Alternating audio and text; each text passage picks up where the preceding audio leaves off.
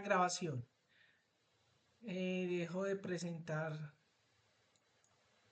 la cámara. Les comparto la pantalla. Por favor, me dicen cuando vean la presentación. ¿Ya la ven? Sí, profe. Bueno, gracias. Muy bien, entonces vamos ahora sí, después de esta gran introducción, vamos a empezar los errores innatos del metabolismo. Entonces, cuando vamos a hablar de los errores innatos del metabolismo, tenemos que recordar el conocido dogma central, que lo debieron, este dibujito lo saqué de las cositas que ustedes les enseñan en el cole. Eso lo vemos desde que estamos en el colegio. ¿Qué es el dogma central? El dogma central se resumen en esta frase que dice, del gen a la proteína. ¿Qué quiere decir eso? Es que nosotros, nuestra información genética que está en el material genético, que se transfiere de generación a generación, eh, por ejemplo, en lo más mínimo, cuando una célula se divide, y le pasa la información a su siguiente generación de línea celular, entonces le pasa ese material genético. Recuerden que ese material genético en la molécula de DNA, ahí está toda la información que se va a expresar en el individuo y se va a expresar como en forma de proteínas, por eso se llama del gen a la proteína. Es decir, nosotros molecularmente, dentro de nuestra célula, tenemos toda una maquinaria molecular que interpreta y lee esa información genética que está en forma de nucleótidos, eso se va a transcribir en el RNA, ¿cierto? El RNA mensajero que lleva la información que está y la información que va a codificar la proteína. Recuerden que dentro de los genes tenemos los exones o los intrones, esto es muy importante y lo vamos a ver durante todo el curso. Los exones e intrones son los exones, la secuencia, los elementos, las secuencias de proteínas que se van a cortar, a va a dar la información para producir las proteínas. Y eso es el RNA mensajero.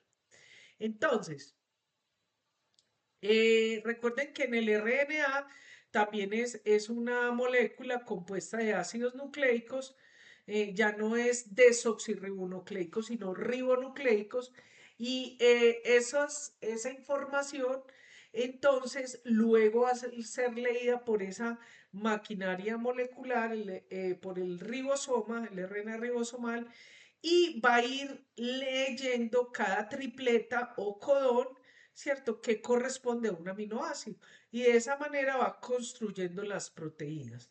Ese es el dogma central del gen a la proteína. ¿Y por qué es tan importante esto en errores innatos del metabolismo? Ya lo vamos a ver. ¿Qué son los errores innatos del metabolismo? Pues los errores innatos del metabolismo son, eh, son básicamente aquellas variantes, mutaciones genéticas que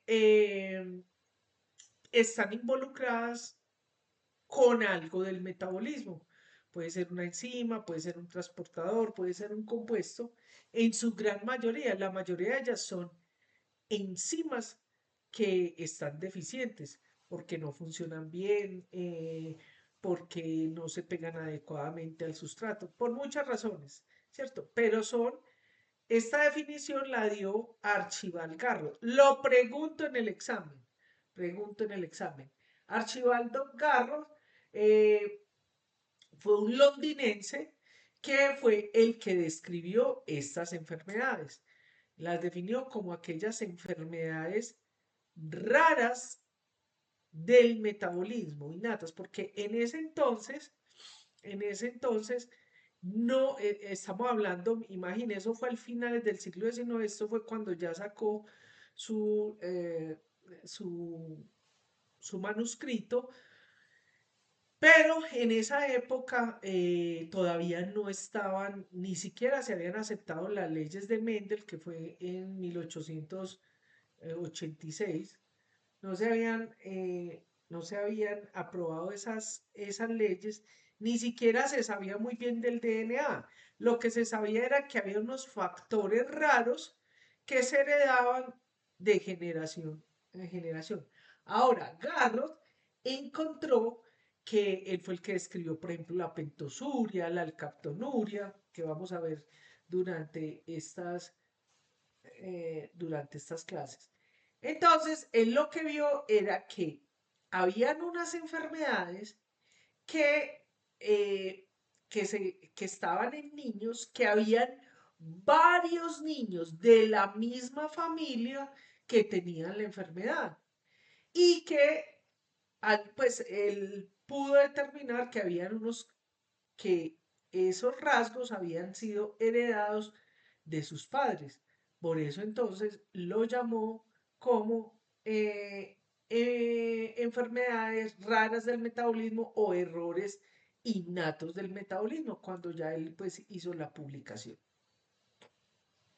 Entonces, eh, esos errores innatos del metabolismo, ay, olvidé corregir esto. Eso no lo corregí acá. Corrijámoslo de una vez, chicos. A ver.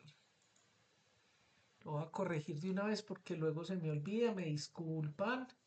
Son 2273 enfermedades.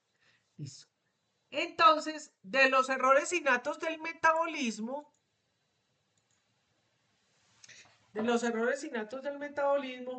entonces tenemos que el 10%, solo el 10%, no, entre el 10 y el 15% corresponden a enfermedades, a errores de las enfermedades huérfanas corresponden a los errores innatos del metabolismo.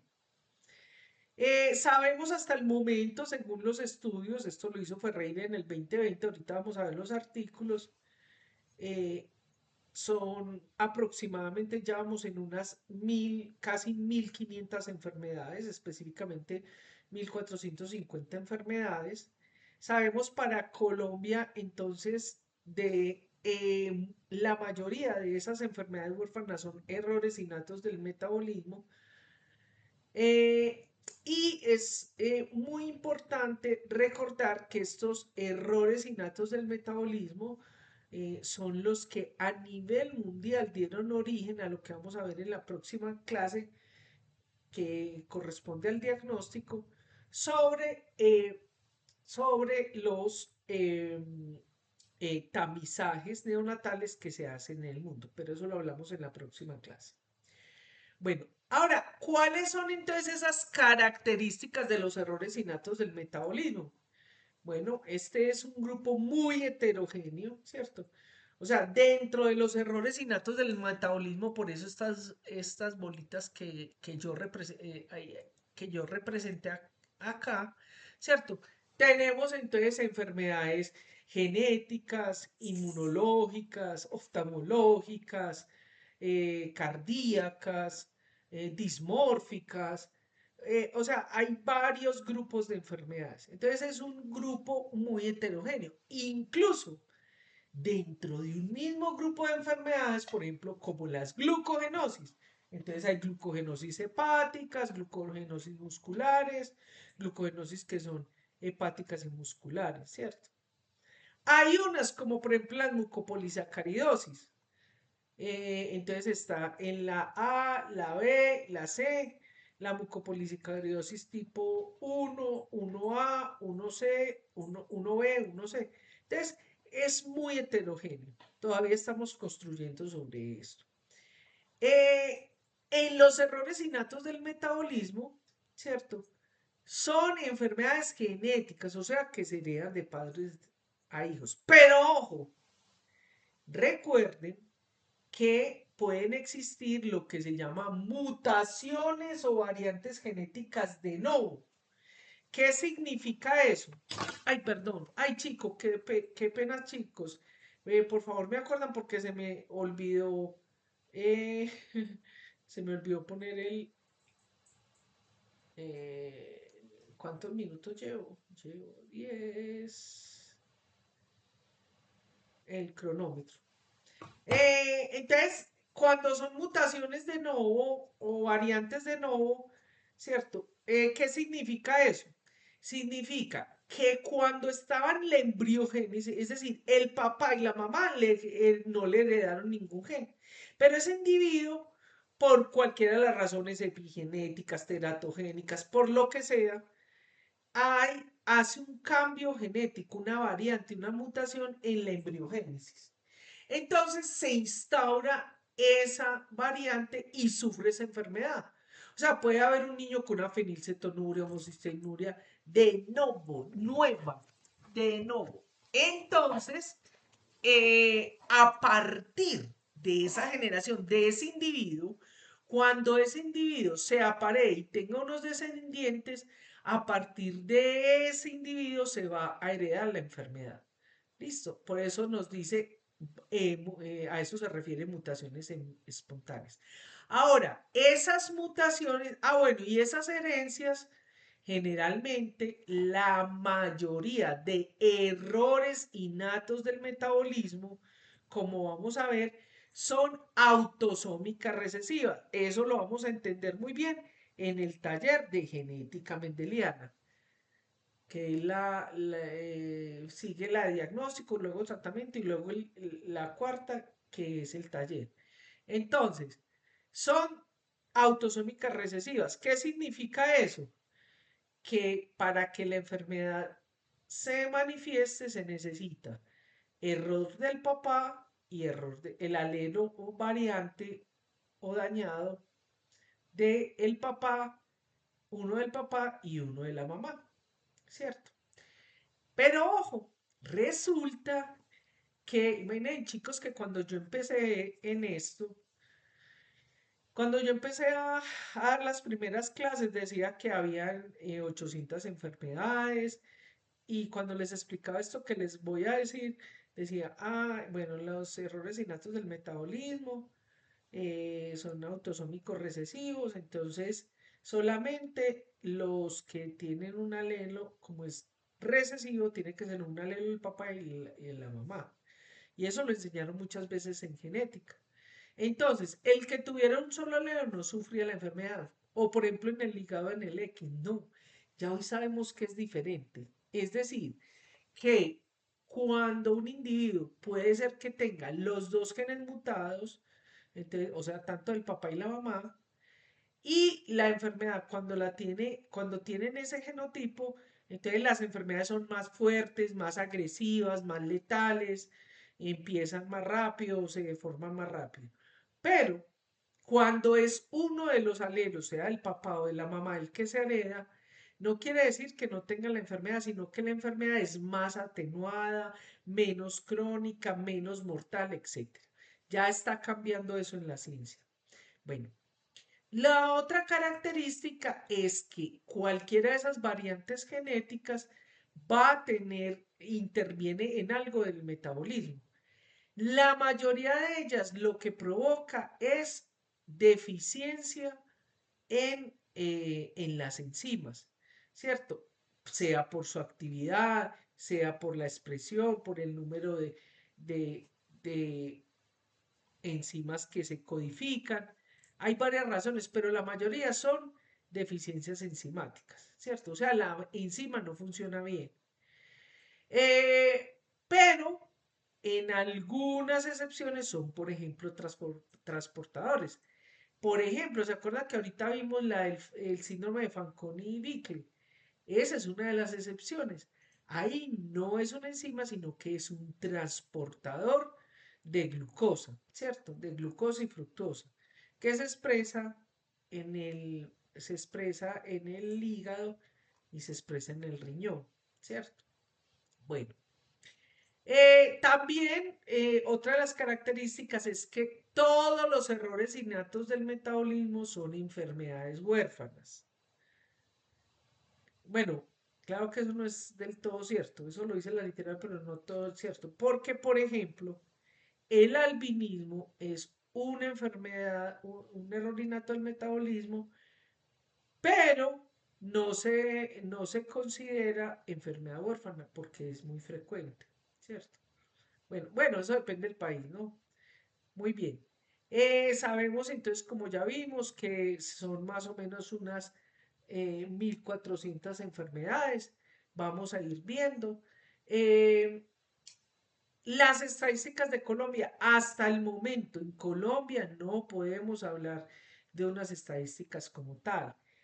Hablamos del número de casos, pero no existe ni frecuencia ni prevalencia, no se sabe muy bien esto.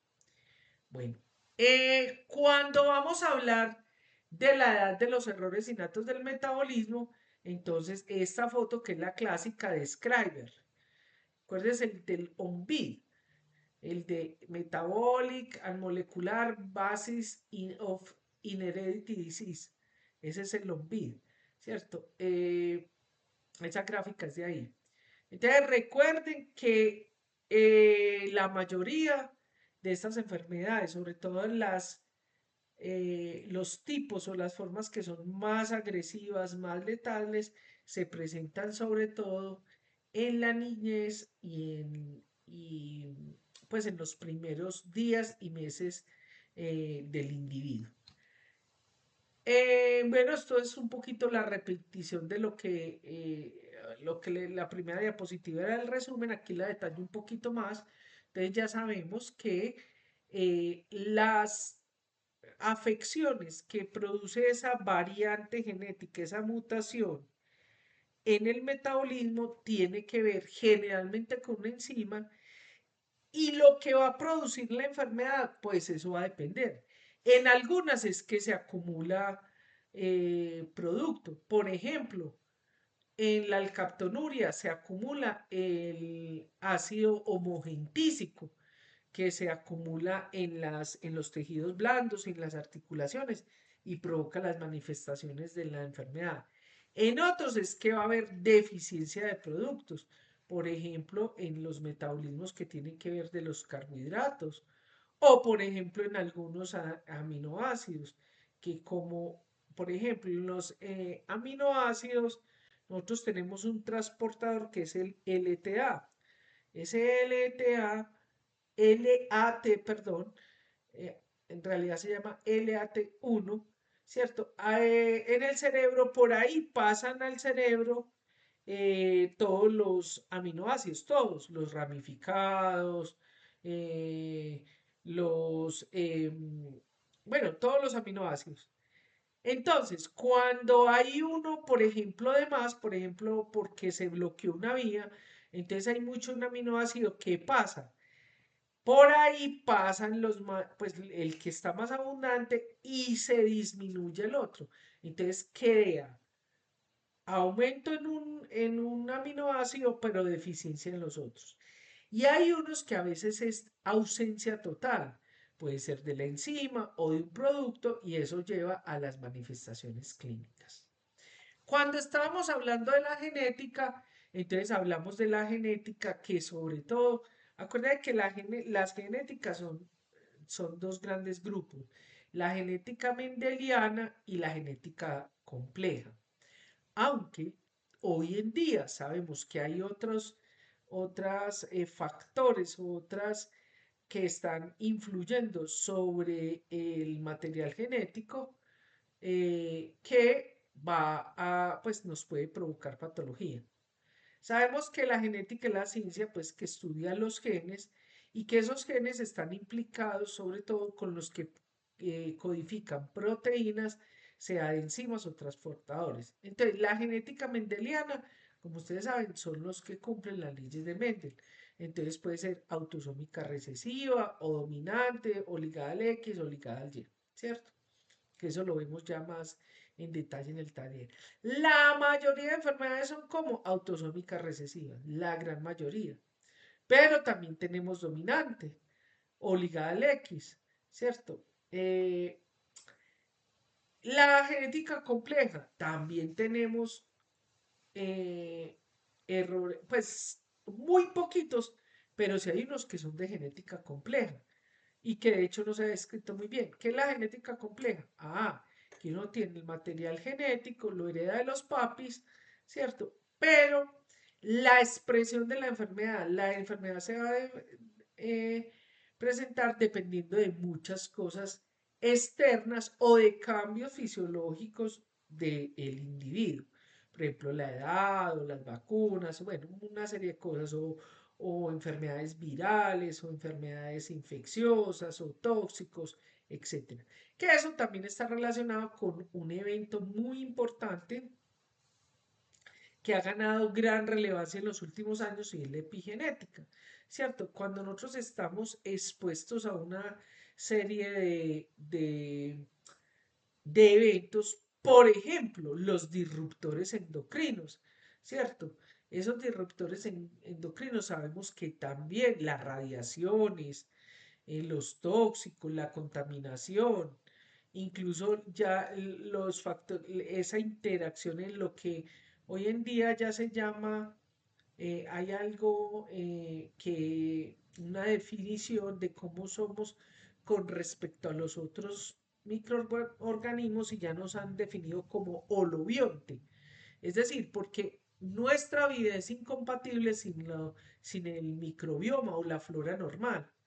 Entonces, sabemos ya que cuando se altera ese microbioma, esa flora bacteriana, como se llamaba antes así, o flora normal bacteriana, que puede estar en la piel, en el intestino, en los pulmones, en la cavidad oral, en el intestino delgado, etcétera. Cuando esas poblaciones cambian, pueden afectar y pueden afectar de tal manera que lleven a eventos epigenéticos, ¿cierto? Y también tenemos que decir con respecto, bueno, a la genética, ¿cierto? Resulta que los genes pueden tener, eh, pueden tener una penetrancia que puede ser completa o incompleta.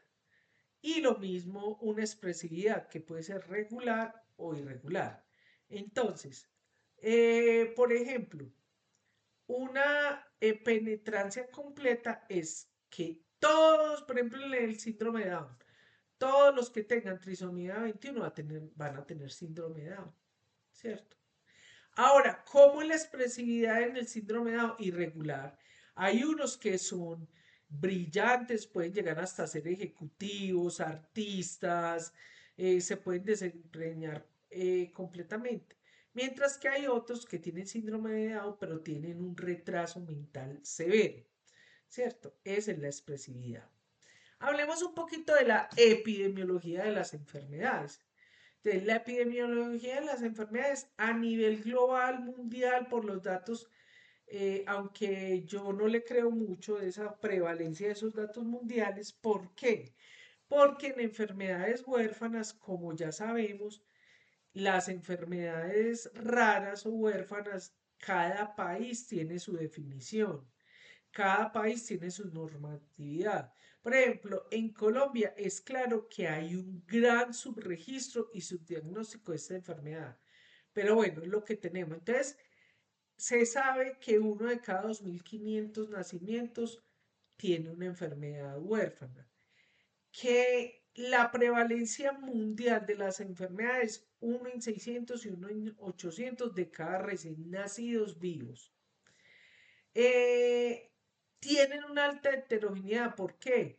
Porque por la epidemiología, o sea, dependiendo de la población, las presentaciones que tiene la enfermedad y el tipo de herencia, ¿cierto? Y sabemos incluso que esa heredabilidad, como es genético, va a depender de muchos otros factores, como lo geográfico, ¿cierto? Hay poblaciones que están aisladas, que vienen en islas, que vienen en desiertos, o que viven como por ejemplo en Antioquia que hay tanta endogamia, porque viven en lugares que son muy montañosos, entonces geográficamente están aislados. Entonces, la gente se aparea o se casan con las personas de la misma región. O, por ejemplo, eventos culturales o religiosos van a modular cómo sean esos apareamientos y entonces, obviamente, cómo va a ser eh, la prevalencia o la frecuencia de esas enfermedades. Entonces va a ser modulado por esa heredabilidad, va a ser modulada por eso. Eh, también tenemos ejemplos como los mitocondriales o ligados al sexo. ¿Por qué? Porque en los mitocondriales nosotros sabemos que cuando hay la fecundación, la mayoría de mitocondrias, casi todas las mitocondrias están en el cuello del espermatozoide. Acuérdense que el espermatozoide tiene cabeza, cuello y cola. Entonces, la mayoría de esas mitocondrias están en el cuello y en la cola, ¿cierto? Entonces, cuando fecunda el ovocito, solo entra en la cabeza. Entonces, la mayoría de mitocondrias, casi no tenemos, aunque se han detectado, pero casi no tenemos, son maternas. O sea, todas las mitocondrias que nosotros tenemos son de herencia materna, o sea, del ovocito. Del paterno no hay, casi no hay. Eh, ligado al sexo, es fundamental porque si, por ejemplo, se hereda en el, o sea, lo que es alóndrico o lándrico, por ejemplo, en el cromosoma Y, nosotras las hembras nunca vamos a tener ese tipo de enfermedades porque nosotros solo tenemos cromosoma Y. Eh, lo que tiene que ver con la detección neonatal, ¿cierto? Que generalmente pues que se presenta en el momento del nacimiento o en el momento en que el niño empieza a alimentarse, en los primeros días de vida, son más o menos entre 8 y 50 enfermedades, ¿cierto? Y de esas enfermedades, más o menos el 50% son errores innatos del metabolismo. Esos son datos que están en la literatura, pero en mi experiencia profesional yo les diría que son mucho más. Lo que pasa es que, por ejemplo, en países como los nuestros, que son pobres, que son subdesarrollados, que las políticas de salud son complejas, que hay muchas leyes y no se cumplen, bueno, todo ese tipo de características, eso hace que pues los datos no sean muy fieles a la realidad. Bueno, vamos a pasar a otro punto que es la parte de la fisiopatología de las enfermedades. Aquí vamos a empezar una serie de diapositivas que son un poquito complejas porque tienen que ver con cómo se agrupan, se clasifican las enfermedades. Como les voy a mostrar en estas diapositivas, eso ha cambiado mucho. Podemos decir que esta que tengo acá, mire que esto es desde Scriber del 2008 y todavía sigue siendo vigente porque de hecho los últimos estudios que se han hecho, que han hecho los expertos en eso, por una de ellas es Saduray, nos lleva a que, o sea, a esta clasificación. Es decir, que inicialmente los errores innatos del metabolismo se clasificaron de acuerdo a las macromoléculas, ¿cierto? A lípidos, carbohidratos, vitaminas, purinas, pirimidinas, etcétera, ¿cierto? Y entonces habían enfermedades relacionadas con los lípidos o enfermedades que eran con los carbohidratos o con las vitaminas o con la amina, etcétera, ¿cierto? ¿Qué sigue siendo vigente y claro? Lo que vemos en esta tabla. Es decir, que la enfermedad tiene un nombre esos nombres también han cambiado mucho. O sea, y eso depende mucho de cada país. Es decir, casi todas las nombres tienen un nombre eh, que es el nombre que se da por quien la descubrió. Por ejemplo, entonces, Canava, Fabri, Gaucher, Leishnahan, Tarui, ¿cierto? Mire que son nombres de,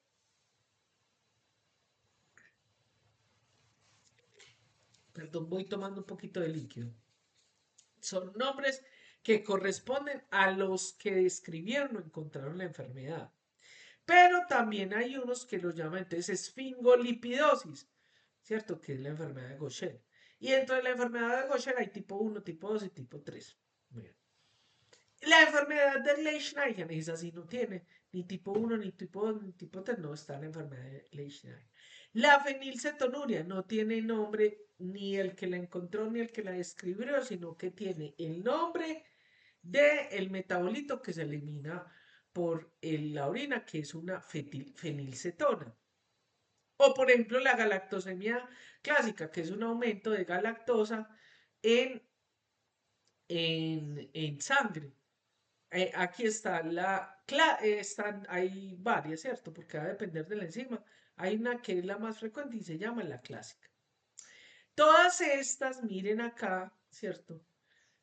Todas estas tienen que ver con una actividad enzimática. Pero esa actividad enzimática, esa deficiencia de la actividad enzimática, lo que va a hacer es que va a tener un efecto en el metabolismo, como por ejemplo aquí en la acumulación de ácido mogentísico, de ceramida o de glucocerebrósidos o de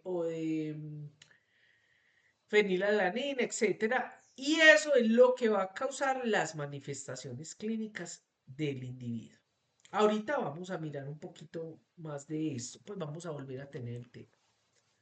Vamos a hablar un poquito de lo que usted, querido doctor, tiene que tener en cuenta en las enfermedades huérfanas. Ojo porque lo pregunto en el examen. Lo pregunto en el examen.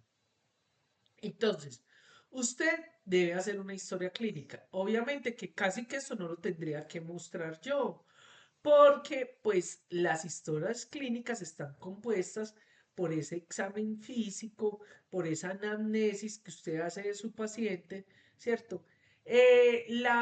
Por ejemplo, lo que se llama en nuestro sistema de salud. En nuestro sistema de salud hay unos sistemas de la información que tiene unos programas que le dicen que debe incluir su historia clínica, ¿cierto? ¿Qué es lo que usted debe? Entonces ahí se incluye entonces lo que usted ve, la anamnesis, todos los datos del paciente, la auscultación que usted hace, ¿cierto? Todo eso lo consigna ahí. Pero en las enfermedades huérfanas es muy importante tener esto. Y es que, ¿se acuerdan que vimos algunas características en los errores innatos, ¿cierto? Y que aplica, pues yo lo hice orientado hacia los errores innatos, obviamente, pero que aplica para estos pacientes. Entonces, son hallazgos que usted hace que son típicos del paciente. Por eso se llama clínicamente indistinguible los neonatos. Por ejemplo, y que puede ser causa de muchas enfermedades y no tienen que ser específicamente de los errores innatos del metabolismo, pero que pueden llevar a que usted diagnostique un error. O sea, todos estos los pueden hacer sospechar. Por ejemplo, es muy frecuente la septicemia neonatal, ¿cierto? O sea, la septicemia, las hipoglicemias, bradicardias, la hipotermia, la hiperpirexia, las convulsiones, el tono muscular, son cosas que se pueden encontrar en los neonatos. O sea, un neonato normal no debe tener ninguno de lo anterior, pero eso lo tiene que hacer usted sospechar. Cabe la posibilidad de que sea un error innato del metabolismo. Hay algunos que tienen algunos rasgos, características que son patognomónicas. Por ejemplo, el color de la secreción, el color de la orina o de la piel o de las mucosas. Eso es patognomónico, ¿cierto? O, por ejemplo, los olores.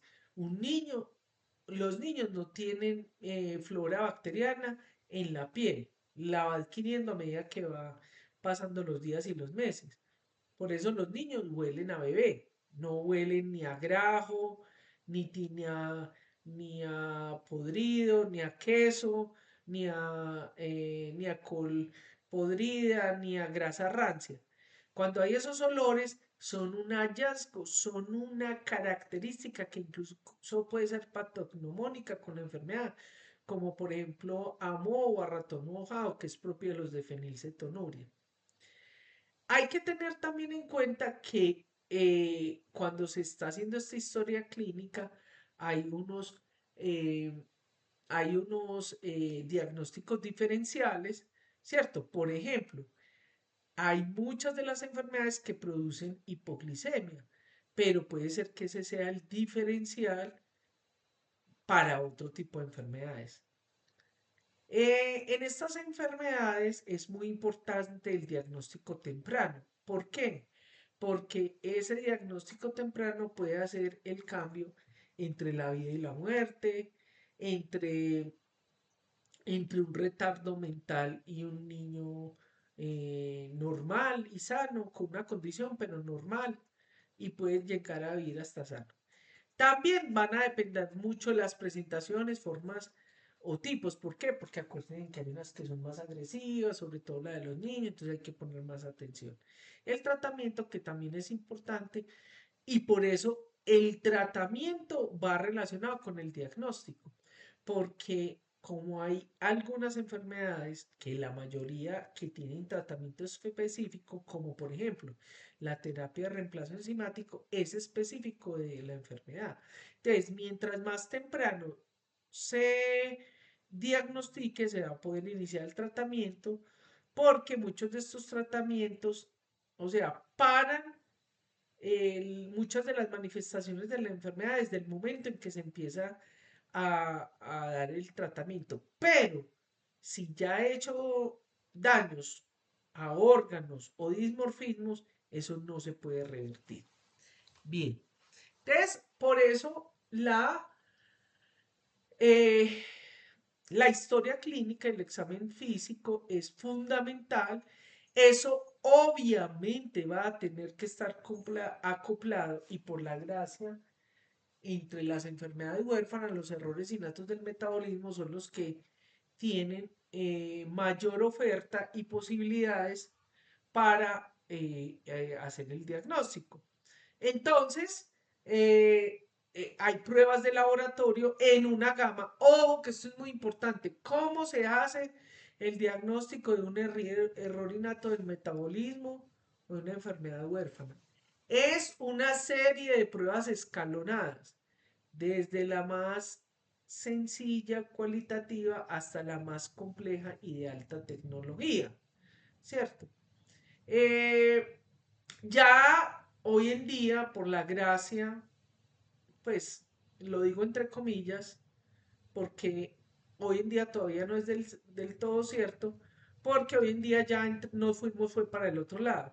Ya hoy en día todo tiene que ser con diagnóstico molecular y entonces estamos entrando en un determinismo genético. ¿Qué quiere decir eso? Que si no tiene la variante genética no tiene la enfermedad. No, eso no está bien. No es así. Porque, ¿por qué? Por varias razones. Primero, porque eso va a depender mucho de la resolución de la prueba que se está haciendo. Aunque casi todos son secuencias de siguiente generación, pues muchas veces pues no están las condiciones óptimas, sería lo hablamos de pronto en el diagnóstico. Segundo, porque muchas de las variantes genéticas no han sido detectadas y más en los países subdesarrollados no están dentro de las bases de datos. Tercero, son pruebas que son muy costosas, entonces muy poquitas personas tienen la posibilidad de tener acceso a ellas. Bien, hoy en día, obviamente que como muchos de los errores innatos del metabolismo son monogénicos, es un poquito más fácil. pero de todas maneras sigue siendo una barrera en nuestro tiempo. También es muy importante para eso, entonces, conocer la clasificación que está relacionado con lo que vimos antes de la fisiopatología de la enfermedad. De hecho, hay muchas propuestas de cómo clasificar esas enfermedades. Y todo, pues aquí les muestro, les voy a mostrar rápidamente como lo que hay en la literatura y finalmente la última que les voy a mostrar, mire, y verá que se va a parecer a la que yo les mostré, lo de la parte de fisiopatología. En muchos países entonces están simplemente agrupándolas por enfermedades de desórdenes de intoxicación que llevan a la acumulación de metabolitos, desórdenes que tienen que ver en el metabolismo energético y desórdenes de moléculas de depósito. Aquí hay una propuesta de este señor, ¿cierto?, que nos está diciendo cómo podemos clasificar. No ha sido muy aceptada, pero en algunos países se hace.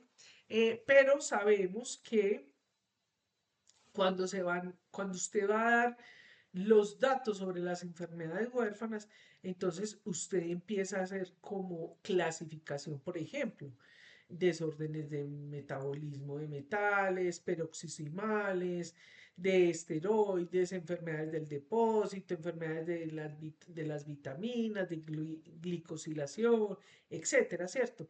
Para usted poder mostrar, por ejemplo, el porcentaje, o sea, cómo se incluyen los criterios de inclusión para usted mirar las categorías.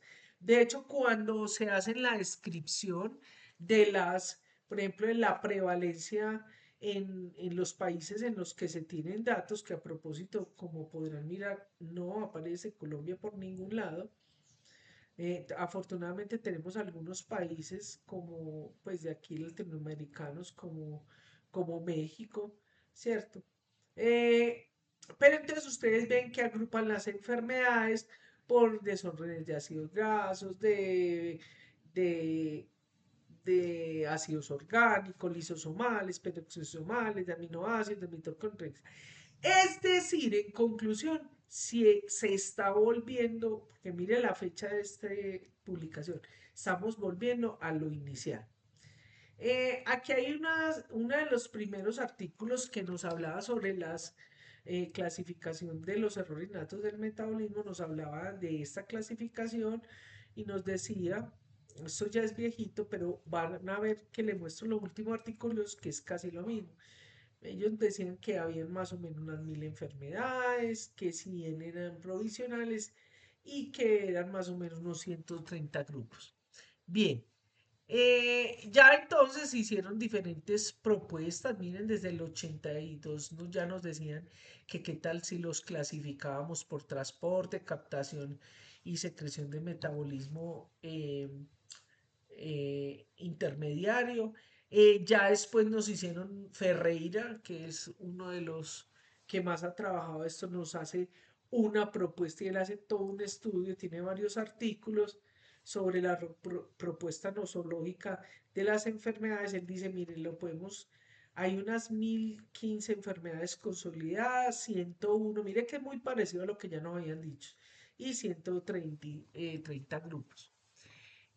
Finalmente hacen una propuesta simplificada de esa nosología.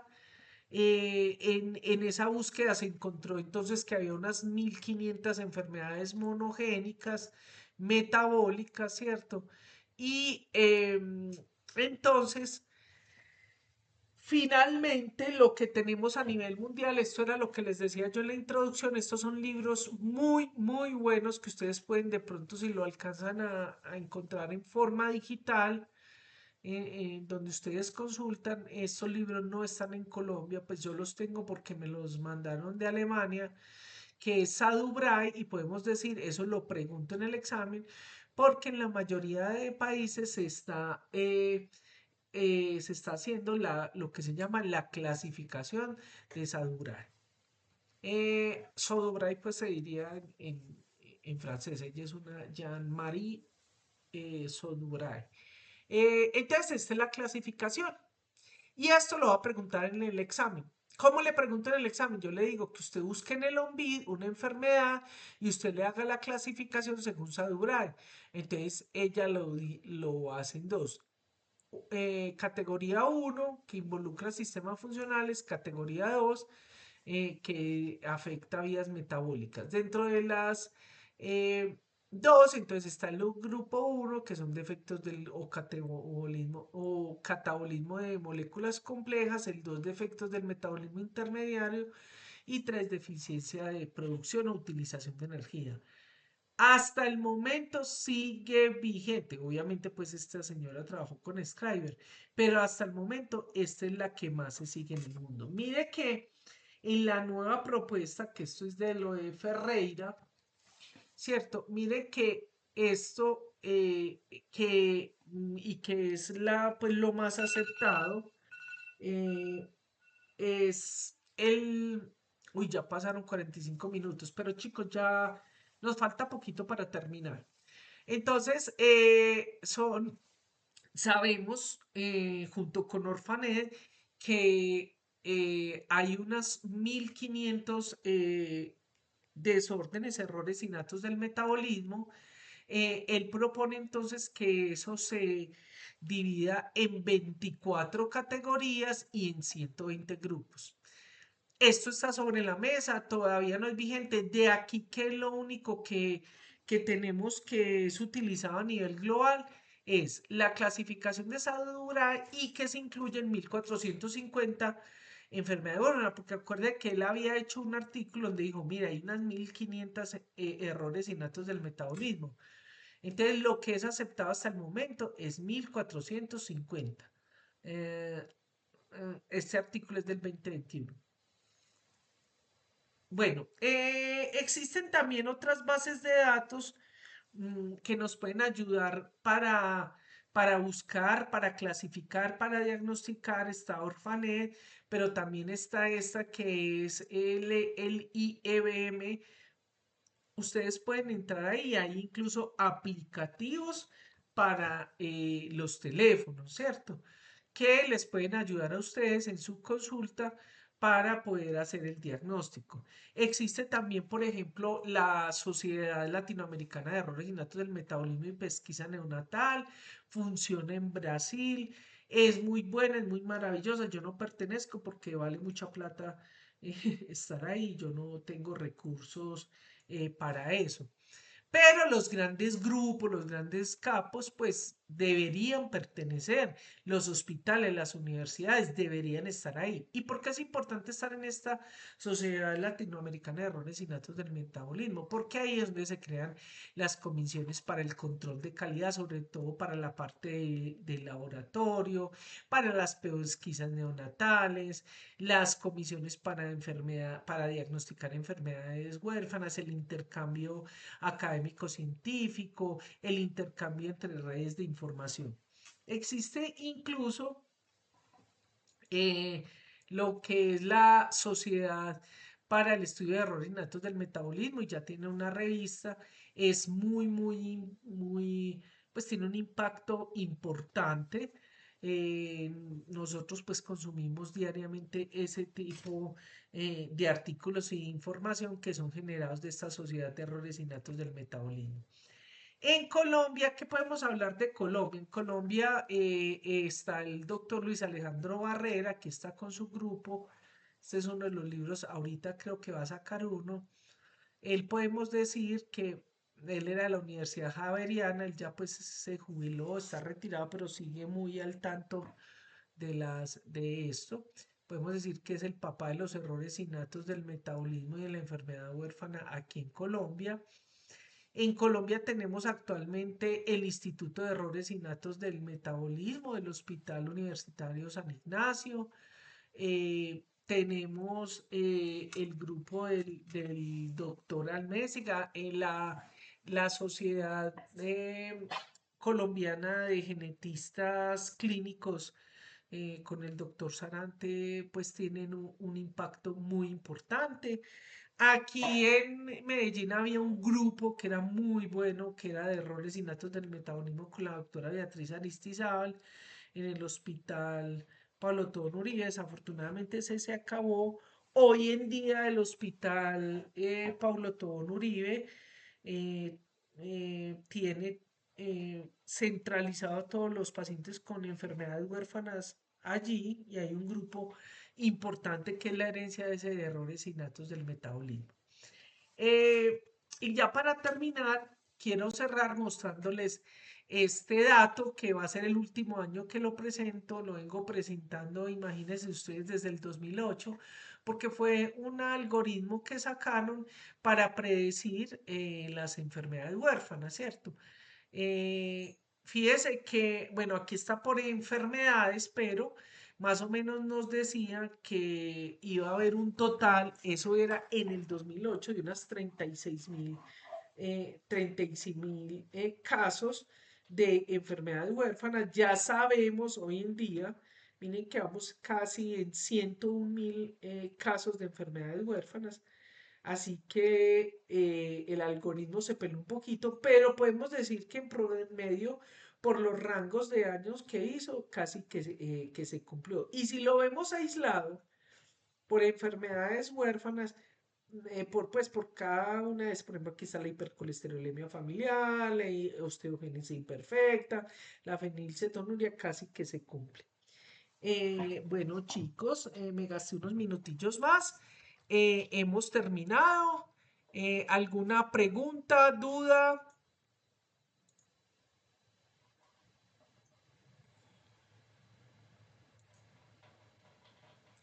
¿Duda, preguntas, chicos? Muy bien. Bueno, chicos, nos hablamos. Un abrazo. Nos vemos la próxima clase, el próximo lunes, con diagnóstico de errores innatos del metabolismo. Chao, gente. Chao, profe, gracias. Que estén muy Chao, bien. profe, Chao. gracias. Chao.